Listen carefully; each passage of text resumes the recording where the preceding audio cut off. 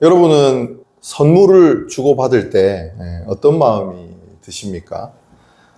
사실 선물을 받는 사람도 기쁘지만 선물은 주는 사람도 기쁘게 하는 그 놀라운 능력이 있죠.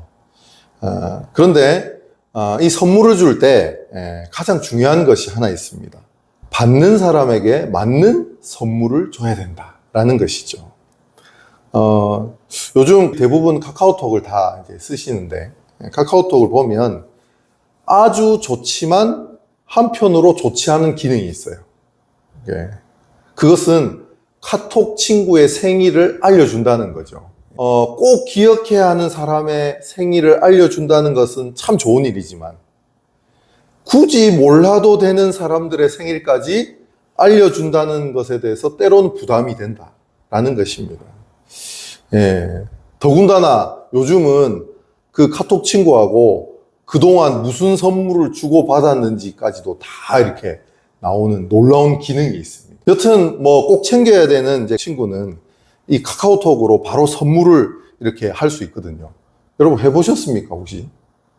카카오톡 옆에 보면 선물하기가 됩니다. 그런데 가끔 가다가 이제 제가 이제 선물을 하기 위해서 선물하기를 딱 누르면 그 생일인 사람이 자기가 어떤 선물을 받고 싶은지 이렇게 리스트를 정해놓은 게 있어요. 딱 들어가면 보입니다. 신기하죠? 그래서 사실 이제 원래 선물은 뭡니까? 주는 사람이 마음대로 주는 거잖아요. 내가 정해서 상품권을 주기도 하고 생일 케이크를 주기도 하고 뭘 이제 주기도 하는데 그 리스트가 쭉 옆에 있으니까 이제 요즘은 그거 중에 하나를 골라서 이렇게 선물을 주는 경우가 많다라는 거죠. 그러면 주는 사람도 좋고 받는 사람도 자기가 원하는 거 받으니까 좋은 기능이 있다라는 것이죠. 저희 딸 이제 세봄이는 이 생일이나 기념할 만한 날이 오면 꼭 이제 선물을 사달라고 얘기를 해요. 근데 그 선물이 뭐냐면 장난감입니다. 위에 오빠가 있고 밑에 이제 남동생이 있어서 그런지 모르겠는데 보통 이제 여자애들은 인형이나 액세서리 이런 걸 이제 주로 사달라고 하잖아요. 근데 저희 딸은 지금까지 한 번도 인형이나 액세서리를 사달라고 한 적이 없습니다. 로버트나 총이나 칼을 사달라고 언제나 리스트를 딱 뽑아가지고 링크를 우리한테 딱 보내요. 한 번은 그 엄마가 세봄이가 원하는 걸 사주는 게 아니라 이제 엄마가 원하는 걸 사준 적이 있습니다. 아이가 이제 그림을 그리다 보니까 미술용품을 한가득 사가지고 선물을 줬거든요. 사실 가격으로 따지면 장난감보다 몇 배는 더 비싼 제품들입니다. 그런데 중요한 것은 받는 사람이 그걸 선물로 여기지 않는다는 거예요. 미술용품은 미술용품이고 자기는 장난감을 사달라는 거죠. 결국 아무리 값비싼 것이라도 받는 사람이 원해야 그게 진짜 선물이라고 하는 것입니다. 그러니까 선물은 자기가 원하는 걸 받을 때 그 값어치가 엄청나게 되는 것이죠. 오늘 우리가 이 에베소서 본문을 읽었는데 이 본문은 바로 이 선물에 대한 이야기입니다.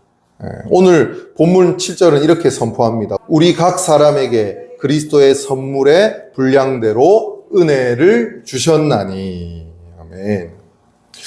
여기서 바울은 예수 그리스도께서 우리에게 은혜, 곧 영적인 선물을 나누어 주셨다. 이렇게 이제 표현하고 있습니다. 그러니까 우리는 이미 은혜라고 하는 엄청난 선물을 받은 자들이다 라는 뜻이겠죠. 정확하게 얘기하면 주님이 우리에게 절대 돈으로 살 수 없는 엄청난 값어치의 그 구원이라고 하는 선물을 주셨다. 우리가 이 자리에 앉아 있을 수 있는 이유가 바로 그 구원을 선물로 받은 자들이기 때문인 것이죠. 여러분 드라마나 그 영화를 보면 가끔 그 재벌 2세들의 모임을 볼 수 있습니다. 물론 그것이 실제인지는 모르겠지만 공통적인 특징이 있어요. 다들 얼굴에 여유가 묻어납니다. 그죠? 또 자신감이 굉장히 넘쳐요. 가진 자들의 여유라고 하죠.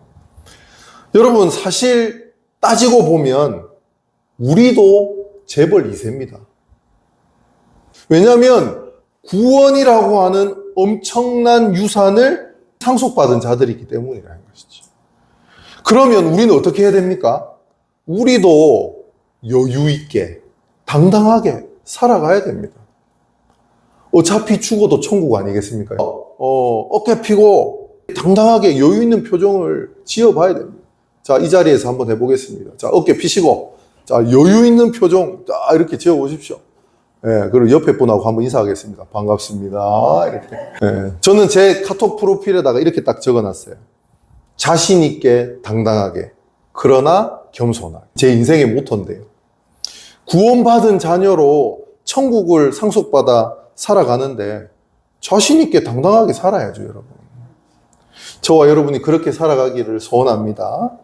그런데 8절을 보면 이 선물이 어떻게 주어지게 되었는지 굉장히 흥미로운 배경을 설명하고 있어요. 그러므로 이르기를 그가 위로 올라가실 때에 사로잡혔던 자들을 사로잡으시고 사람들에게 선물을 주셨다 하였도다.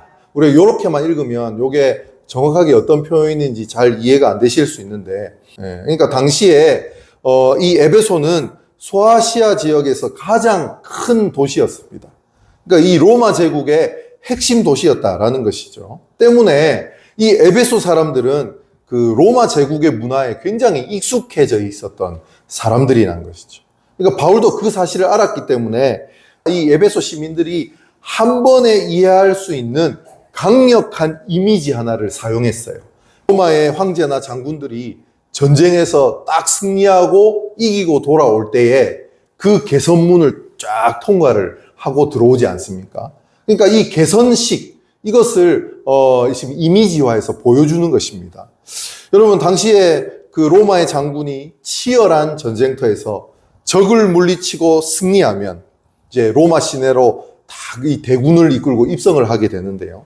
거기에는 이제 장군이 거대한 화관을 탁 쓰고 이제 백마를 딱 타고 앞으로 쫙 이제 진군을 합니다. 그러면 그 뒤에는 패배한 그 적 수장과 그 패배한 적군들을 포송줄로 묶어가지고 줄줄 달아내려면서 시가행진을 쫙 벌이면서 개선문을 통과하게 되는 것이죠. 그러면 사람들은 어떻게 합니까? 나와가지고 거기서 환호를 부르며 막 꽃가루를 날리며 환영을 해줍니다. 그 개선문을 딱 통과할 때 어떤 일이 벌어지냐면 그 정복한 적군들의 전리품들이 있죠. 그 전리품들을 그 환영 나와서 막 열광하는 시민들에게 막 나눠주는 거예요. 예. 이게 선물입니다, 선물. 그러면 더 환호가 커지고 막 축제의 장이 일어나게 되는 것이 바로 이 개선식이라고 하는 것이죠. 로마에 가면 이 콜로세움이 있습니다. 그 콜로세움 옆에 보면 이제 큰 개선문 하나가 딱 서 있습니다. 안쪽에 벽면을 보면요, 이제 조화로 해갖고 다 이렇게 새겨놨는데 거기에 방금 제가 말했던 그 모든 장면들을 다 하나같이 새겨놨어요. 그리고 그 위에 그 장군, 그 주인공의 이름을 적어놨는데 그 이름이 뭐였냐면 티투스라는 이름이에요. 제가 그 이름을 보면서 순간 좀 복잡한 감정이 들었어요. 왜냐하면 이 티투스 장군이 이 유대 항쟁, 그러니까 유대와의 전쟁에서 유대인들을 다 몰살시키고 예루살렘을 완전히 함락하고 돌아왔을 때의 그 개선문을 통과하는 그 장면이라는 것이죠. 그러니까 사실 이제 유대인들 입장에서 보면 굉장히 가슴 아픈 그 장면인 것이죠. 그런데 로마의 입장에서 보면 이것은 엄청난 영광스러운 행위가 되는 것입니다. 그래서 그 티투스 장군이 그 공적을 인정받아서 후에는 로마의 황제가 이렇게 되는 것입니다. 여튼 바울은 이 장엄한 개선식의 그 이미지를 당시 에베소 교회 교인들에게 보여주고 있는 것입니다.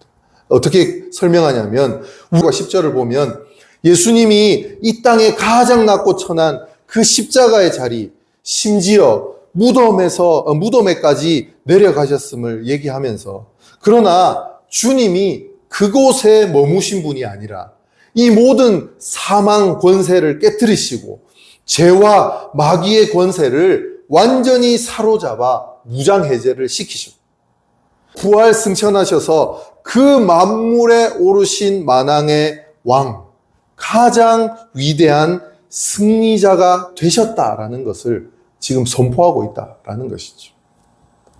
그러면 이제 승리하신 왕이 어떻게 해야 됩니까?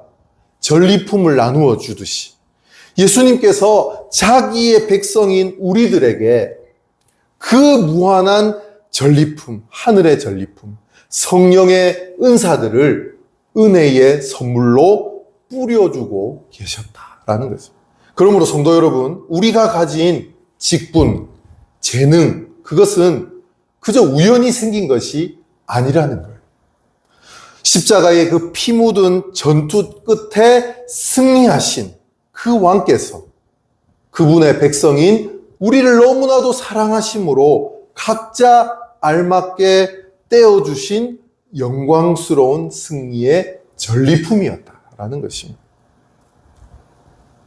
여러분, 우리는요, 이 사실 하나만으로도 가슴을 펴고 당당히 이 세상을 살아갈 자격이 있다라는 것이죠.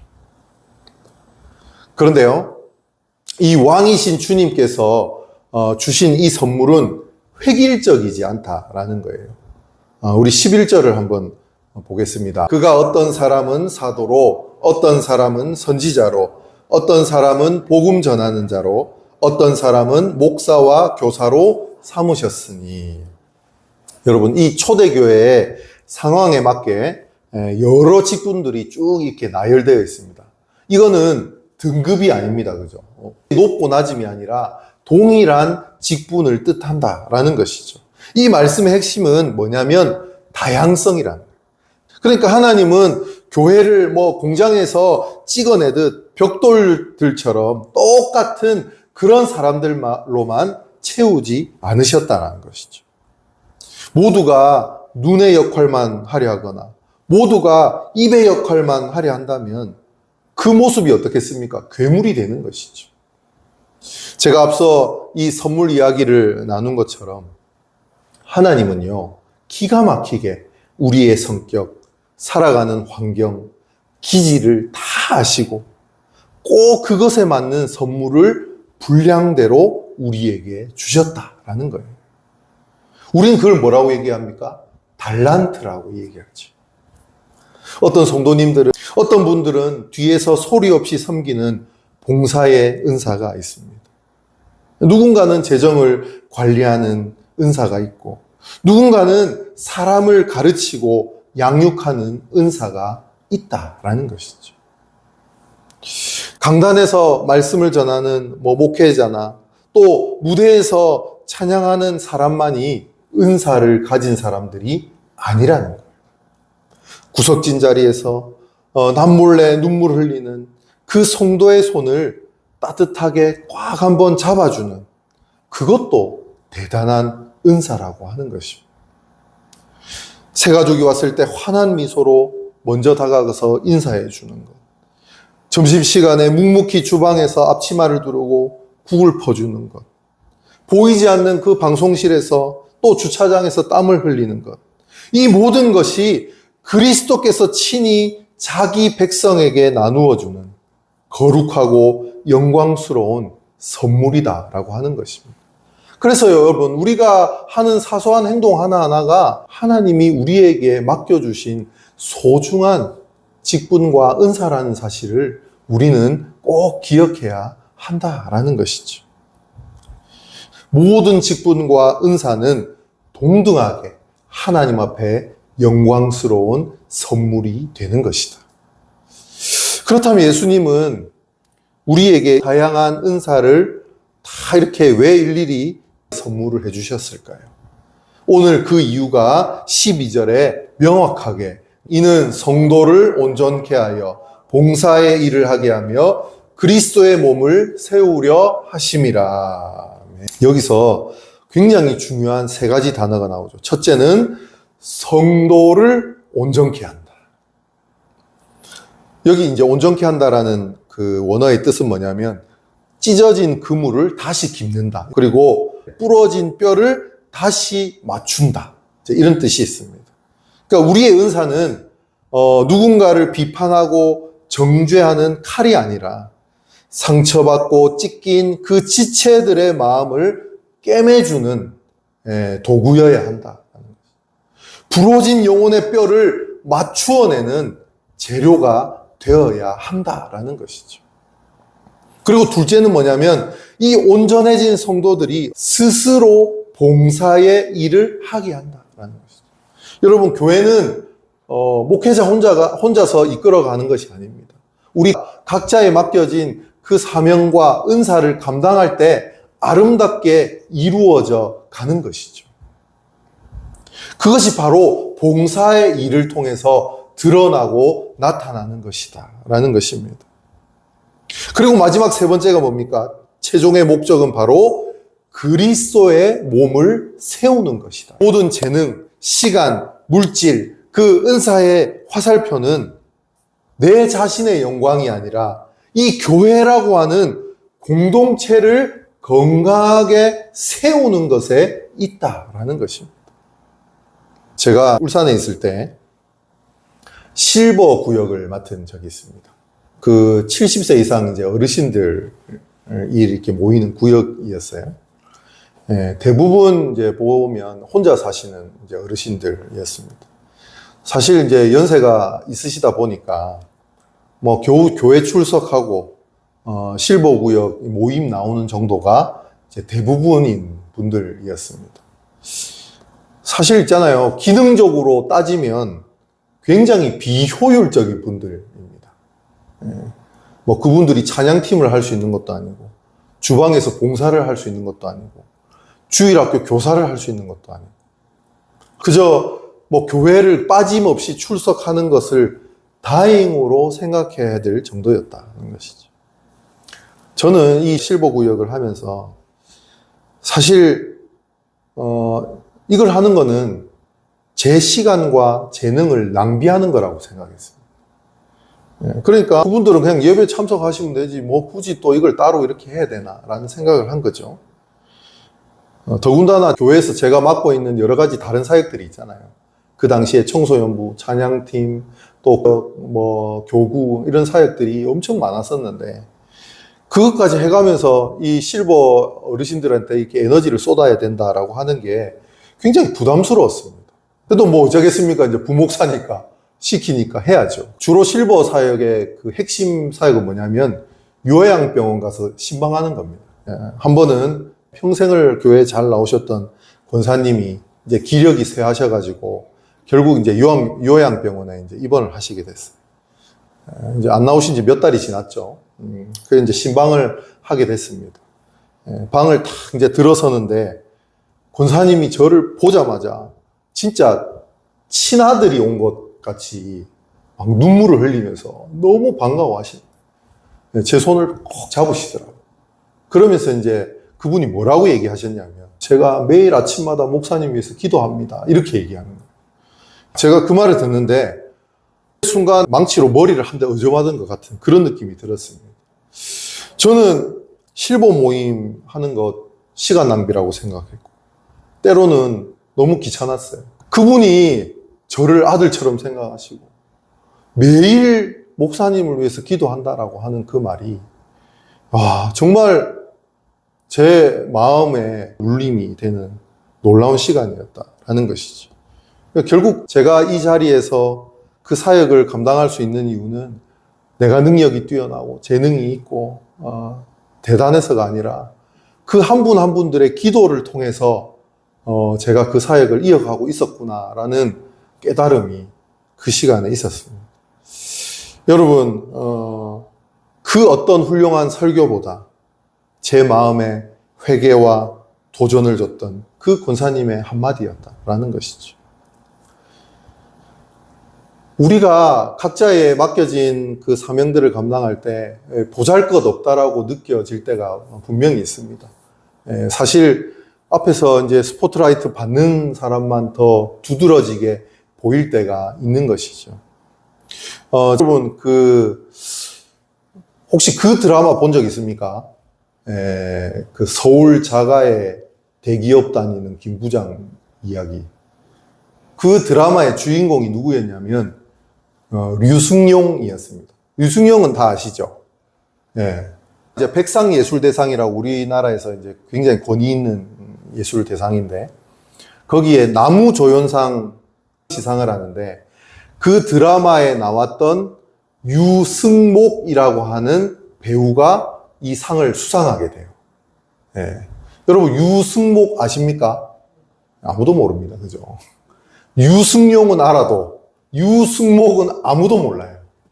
근데 이제 이 유승목 씨가 나와가지고 이제 수상 소감을 하면서 뭐라고 얘기하냐면 제가 이 상 받았다고 까불지 않을 테니까 저를 많이 불러 주십시오. 그렇게 수상 소감을 얘기했습니다. 그러니까 사람들의 관심은 유승용이 상을 받느냐, 예, 그 주인공에 관심이 있죠. 근데 제가 그 수상 소감을 보면서 그런 생각을 했습니다. 야, 저런 사람이 잘 돼야 진짜 건강한 거 아닐까라는 생각이 든 것이죠. 그러니까 사실 교회도 마찬가지입니다.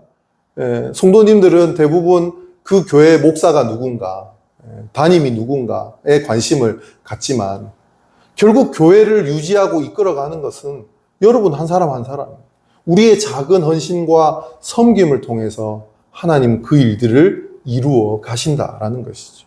그래서 각자에 맞는 은사를 선물로 주셔서 아름다운 이 교회를 이끌어 가시더라라는 것이죠. 여러분, 그래서 저만 중요한 것이 아니라 우리 각자가 하나님 앞에 너무너무 중요한 소중한 존재들이다라고 하는 것이죠. 우리가 나이가 있어서 기능적으로 떨어져서 예전처럼 그 일들을 감당하지 못하지만 여러분 그 자리에서 내가 주님 앞에 드리는 작은 기도와 그 헌신은 주님이 지금도 기뻐 받으신다라는 것이죠. 그걸 통해서 하나님은 우리 교회를 이끌고 가신다라는 것입니다. 말씀을 맺습니다. 사랑하는 성도 여러분, 승리의 왕 예수 그리스도께서 이미 여러분의 손과 마음 안에 놀라운 하늘의 선물을 쥐어 주셨습니다. 여러분이 가진 그 따뜻한 눈빛 한 번, 진심 어린 위로의 말 한마디, 묵묵한 그 섬김의 땀방울 하나가 찢어진 누군가의 마음을 꿰매주고 부러진 뼈를 맞추는 기적이 된다라는 것이죠.